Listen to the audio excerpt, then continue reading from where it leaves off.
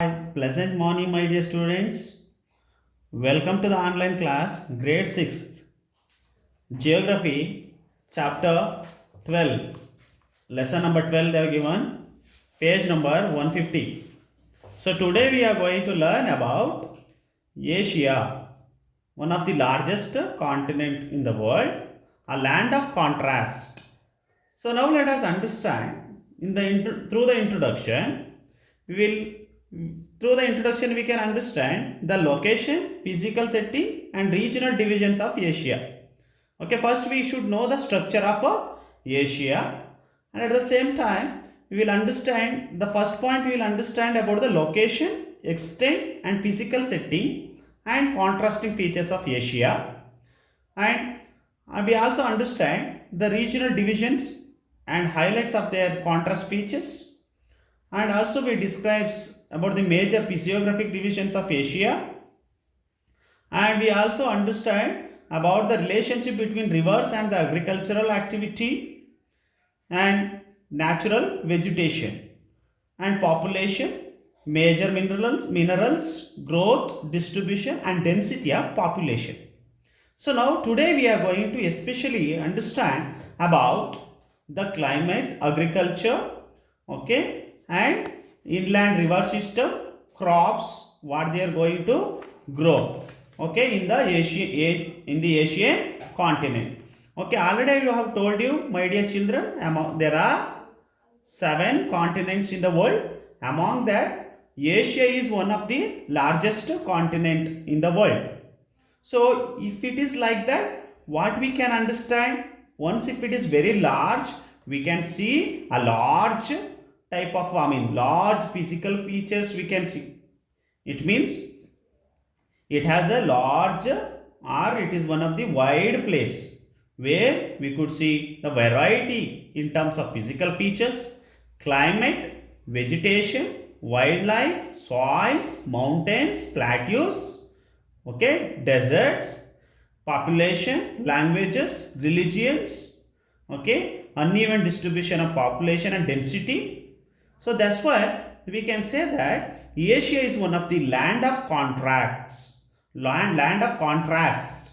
It means Asia is one of the largest continent which has a wide range of variety of wildlife, soils, desert, plateaus, mountains, population, etc.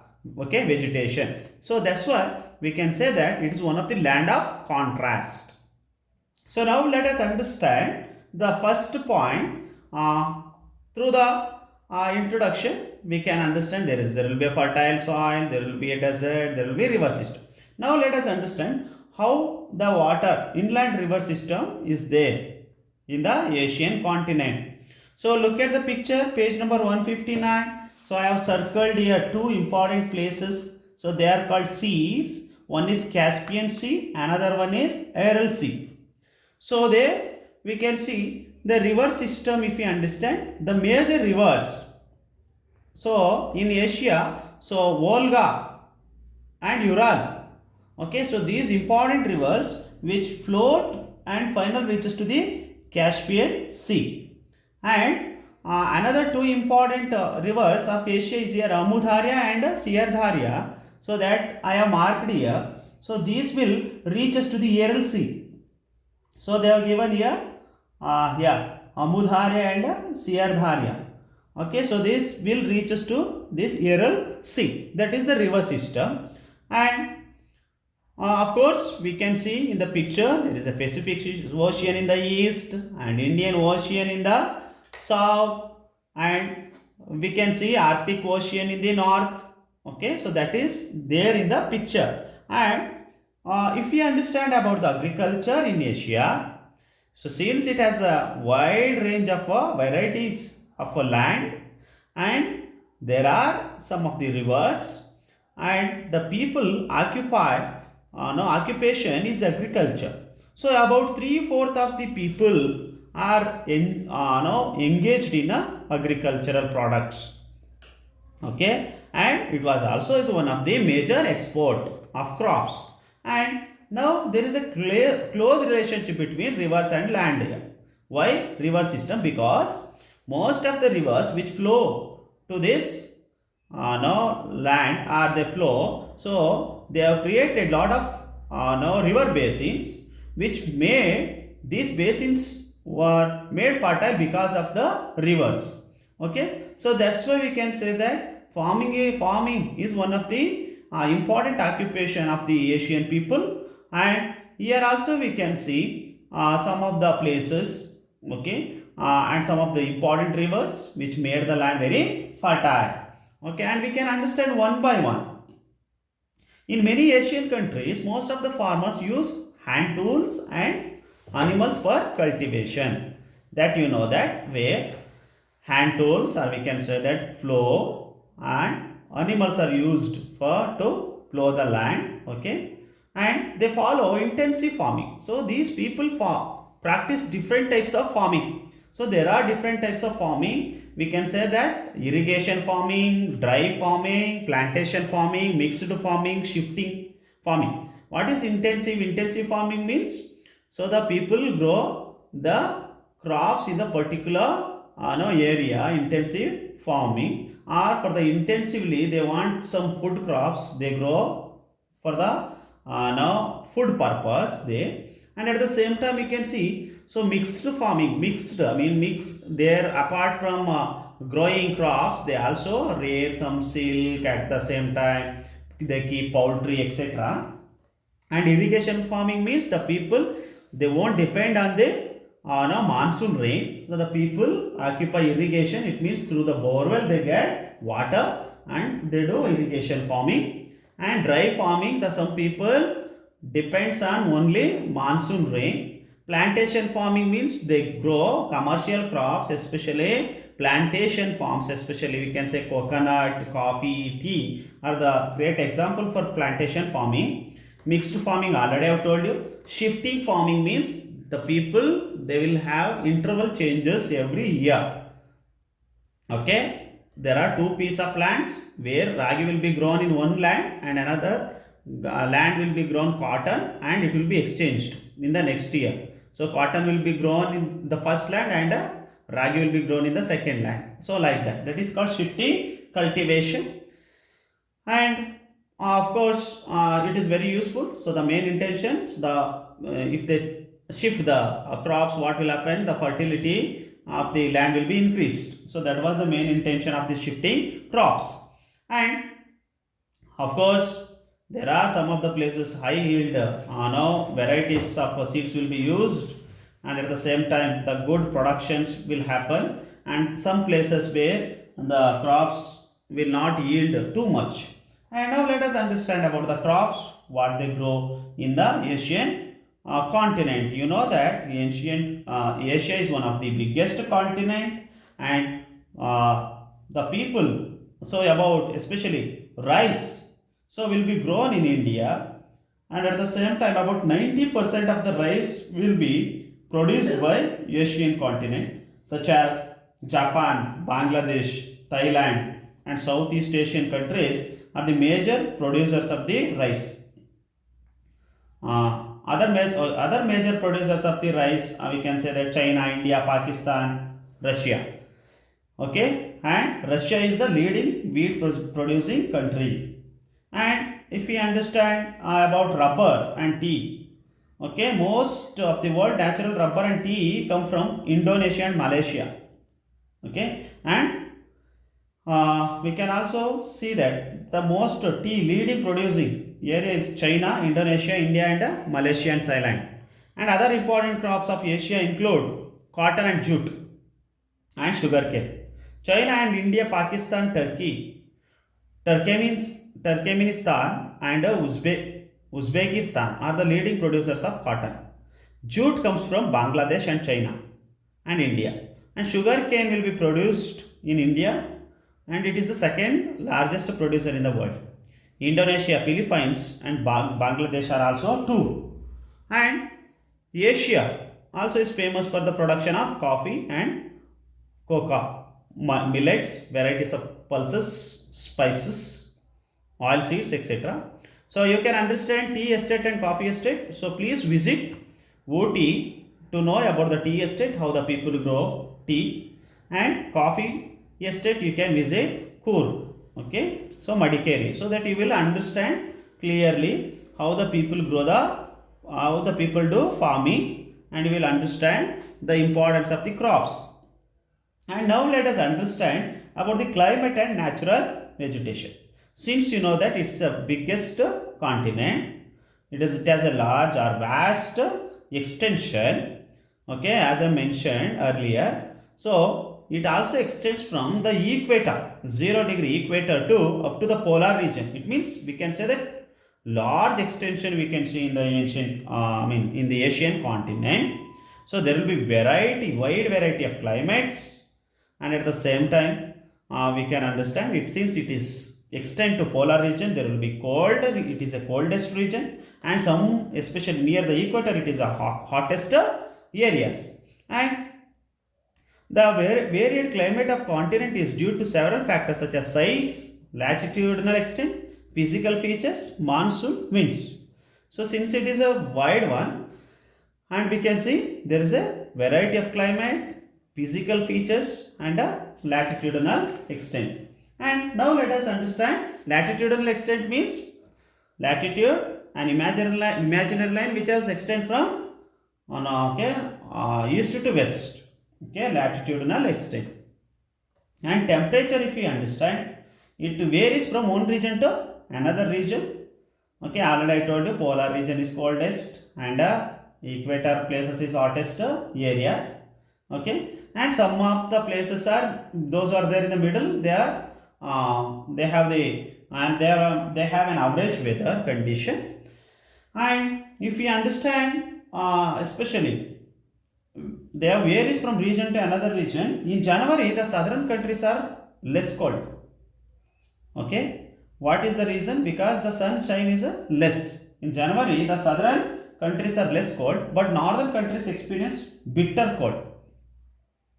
Okay, so because the sun falls, or the sun falls vertically in sun slanting rays, since they have the slanting rays, what happened? So there will be the places receives or experience cold. And Verkyansha, okay, Verkyansk in Siberia is one of the coldest place. Please remember, Verkyansk in Siberia is one of the coldest place. They have given it has 51 degrees Celsius, minus 51 degrees Celsius of a temperature. Okay, and in July, a greater part of the continent. In January, if you understand, in southern countries are less cold, and but the northern countries are experience bitter cold, too much cold. What is the reason for this? Because of the slanting rays, and at the same time, most part of Asian continent is lying in the northern side. Okay, and in July, if you understand, it's the greater part of northern continent is hot. It is just opposite.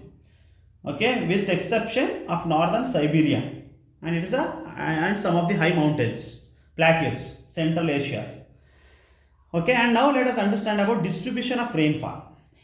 Rainfall also distributed in variety. I mean, from one place to another place, they have differed. And what is the how it is distributed? If you understand, most of the rainfall in Asia is caused by the summer southwest monsoons. Okay, so southwest monsoon, and during the especially during the summer season, and in the winter season, if we understand, and we can yes, but the monsoon do not reach to the central part of Asia, which is dry throughout the year. In winter, the westerlies causes rainfall in the western Asian countries. Eastern part of China, Philippines, Malaysia, etc. they receives rainfall from tropical cyclones.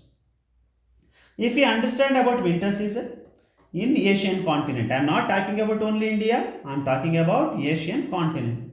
So October to March, so there will be winter season in most part of Asian continent, Asia. And the northern hemisphere, especially the northern hemisphere, the rays of the sun are slanting. Already I told you, because of the slanting rays. So especially in North India, North continent region, they experience cold. Okay, so southern region experience less cold, but northern region experience bitter cold. Okay, so like example, if you take North India, Delhi experience heavy cold, but South India experience less cold. Okay, like that even in Asia continent too. So the rays of the sun in the northern hemisphere during this season, it means they are the slanting, and so most of Asia experience very low temperature and become extremely cold. The atmospheric pressure is high in Central Asia and low over in Indian Ocean. So how could we understand this? The atmospheric pressure, it means during this season, during the winter season. Okay, so most part of the, especially the atmospheric, since it is a temperature is a low, so there will be high pressure. There will be high pressure. We can say that the atmospheric pressure is high in Central Asia and low over the Indian Ocean. It means always the wind. It means the wind presence where there will be too hot, their wind presence will be less. So that's why we can say that that is a low pressure area. Okay, and always the wind blow from high pressure area to low pressure area. Now here what happens? So the wind blow from land to sea. So since the pressure is high in the Central Asia, so the wind blow from the land to sea. They are dry and do not cause rainfall. Now it is very simple. So when we get more rainfall, so once if it rains, so the wind direction, the wind direction goes which direction, so that part receives rainfall. Here also same thing. What happens? So the wind blow from land to sea, so the rain will be carried to the sea but not to the land. Okay, that's why the land receives very less rainfall. That's why it is dry and do not cause rainfall. Hence there is a little rainfall in winter. But in summer season it's just opposite. It will be reversed. It means the wind blow from sea to land.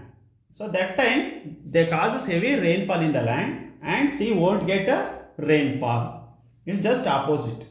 So now the low pressure, the conditions are reversed during the summer. It means it starts in April and ends in September. So the sun shines vertically in the northern hemisphere. It means northern hemisphere experience vertical and the southern hemisphere, northern hemisphere. So most of Asia has high temperature. So here what happens? Vertical rays directly falls. So and it receives. Now there will be like summer season. And what happens? The wind will carry moisture or wind will blow towards the land and it gets away rainfall. So most of Asia has high temperature and it causes low pressure in Central Asia. So therefore winds blow from the sea towards to the land. They cause heavy rainfall in the most parts of the Asia. Okay, so they are given Orkhanish in Serbia has 51 degree, and if you understand about the rainfall, okay, in Asia, so Mawsynram in Meghalaya, which records highest rainfall in the world, that is 1187 centimeter rainfall occurs in Mawsynram, Meghalaya. So my dear children, please read the textbook once again, and if you have doubt you can clarify in the next class. Thank you.